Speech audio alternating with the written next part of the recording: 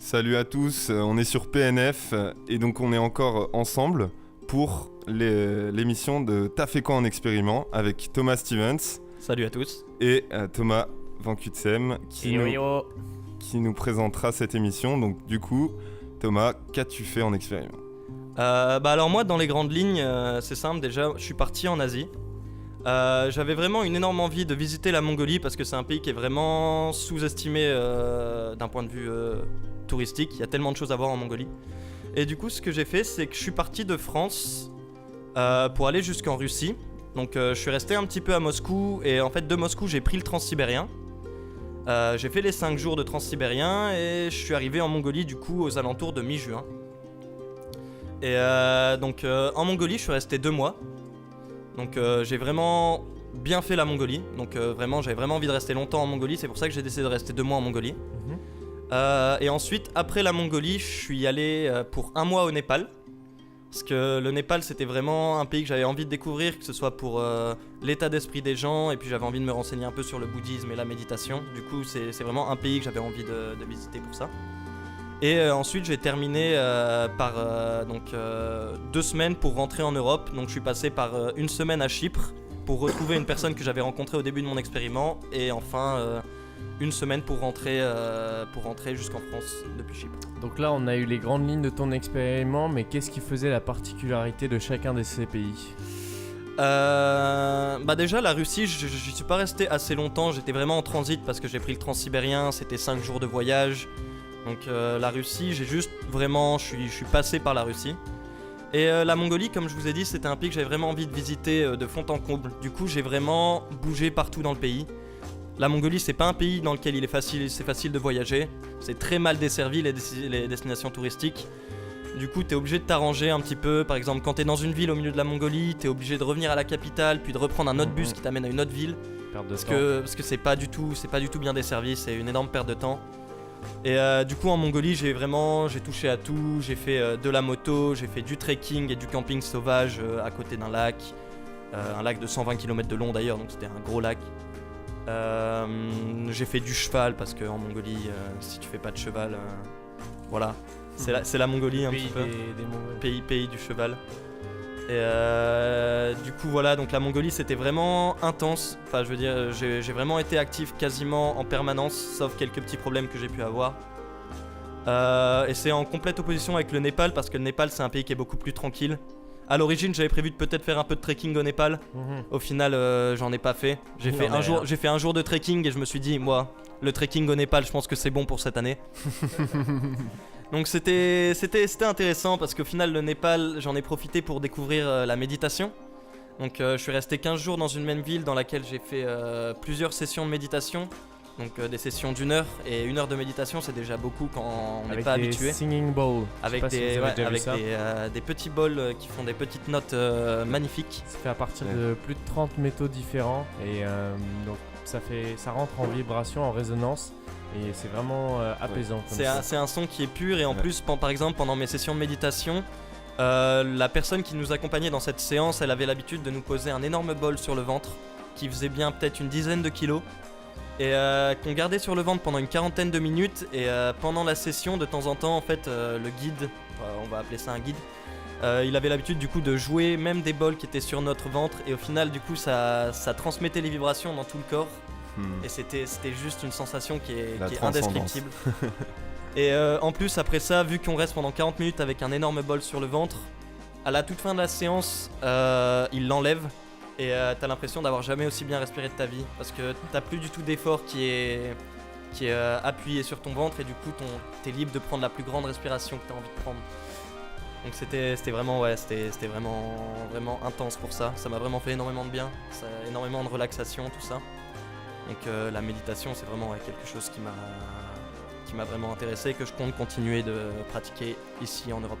Génial. Et dans tout ça, justement, est-ce que tu as des événements, des moments qui t'ont marqué plus que d'autres, en bien ou en mal ? Est-ce que tu pourrais nous présenter ça ? Ah bah bien sûr.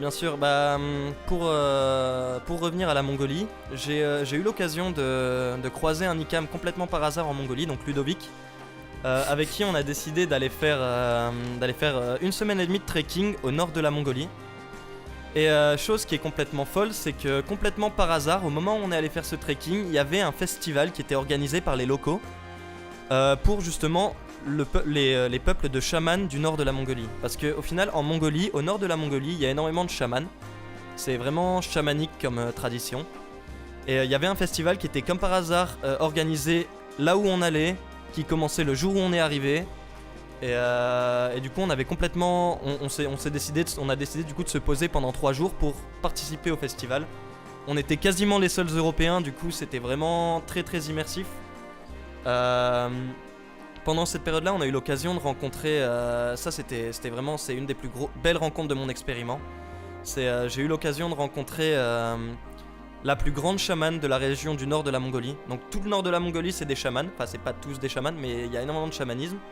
Et il y avait une chamane donc, qui était présente au festival et qui était en gros la numéro 1 des chamans en Mongolie.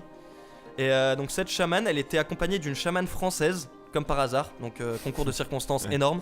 Hasard fait bien les choses. Hein. Exactement, genre une chamane française qui avait l'habitude de venir tous les ans depuis 10 ans, qui passait 2 mois avec cette chamane pour l'aider dans ses rituels, participer à la vie avec elle. Et du coup, nous on s'est retrouvés comme ça, donc j'étais avec Ludovic et j'étais aussi avec Augustin Boulanger, qui nous avait rejoint pour ce jour-là. Et on a eu l'occasion du coup de discuter avec elle, elle nous a accueillis dans sa tente, elle nous a offert du thé, elle nous a offert du pain, et on a eu l'occasion de discuter du chamanisme pendant près de 2 heures. Et c'était vraiment une discussion qui était très très intense et très très enrichissante pour moi. Ça va être hors du commun. Donc si je me trompe pas, en Mongolie, il y a 2 religions principales, le bouddhisme qui a été importé du Tibet directement et le chamanisme. Le chamanisme qui est plus imbriqué dans les traditions, mongoles. C'est vraiment, traditionnellement, les Mongols étaient partisans du chamanisme. Est-ce que tu peux nous présenter un peu plus en détail la culture mongole, peut-être ?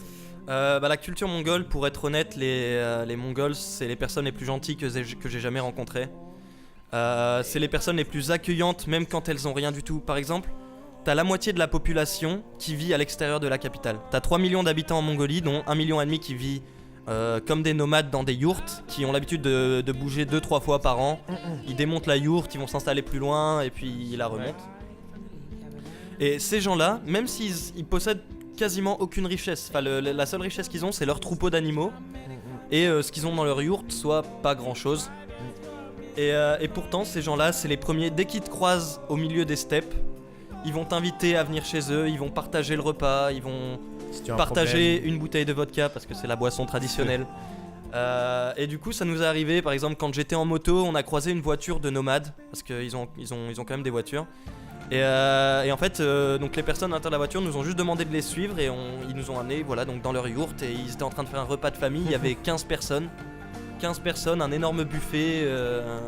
C'était génial quoi. Je crois juste que... Oh pardon. Non, je me demandais comment est-ce que tu fais pour communiquer là-bas avec les habitants. Bah avec les mains, écoute. On que... n'a pas trop le choix, ils parlent pas anglais. Ouais, voilà, je pense pas qu'il y ait de langue... Il y en a une bonne partie, ils comprennent même pas le traducteur parce qu'ils savent pas lire.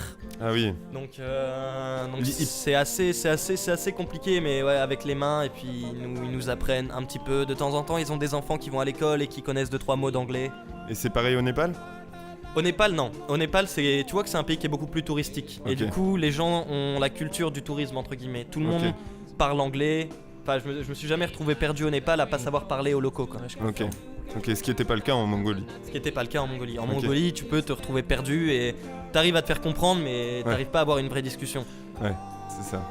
Juste pour la boisson du pays, je pense qu'il y a aussi l'airag. Ça, c'est une boisson qui est intéressante. Ah, l'airag.